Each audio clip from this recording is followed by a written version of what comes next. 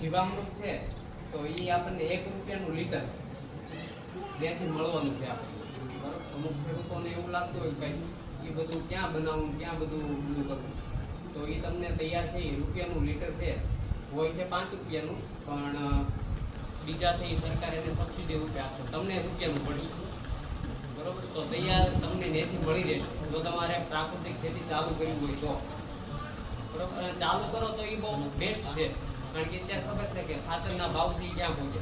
તમે એક વખત હિસાબ કરજો, તમે રાસાયણિક ખેતી કરો છો તો ખાતર પછી દવા એ બધાનો હિસાબ કરજો, અને પ્રાકૃતિક ખેતીમાંથી આપણી કાંઈ ઉપયોગ ન કરો, એના ઓપ્શનમાં બધું છે, બરોબર. તમે જે બિયારણને પટ આપો છો તો એની માટે બીજામૃત છે સરસ મજાનું, બરોબર. ખાતર તરીકે જીવામૃત છે, ઘન જીવામૃત છે, પછી અમુક રોગો છે તો એનો પણ એમાં ઉપાય છે, અમુક ઈયળો છે તો એનો પણ અગ્નિઅસ્ત્ર અને એનાથી ઉપયોગથી છે એનું તેમ નિયંત્રણ લાવી શકો પ્રાકૃતિક ખેતી, બરોબર.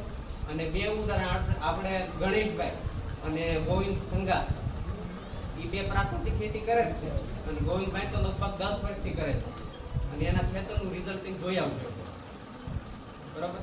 આપણને એવું થતું હોય કે ભાઈ પ્રાકૃતિક ખેતી છે એટલું બધું ઉત્પાદન ન મળતું, પણ એ છે એ લે છે, બરોબર. એટલે ધીમે ધીમેથી આપણે પ્રાકૃતિક તરફ વળીએ અને ખાતરનો ઓછો ઉપયોગ કરીએ.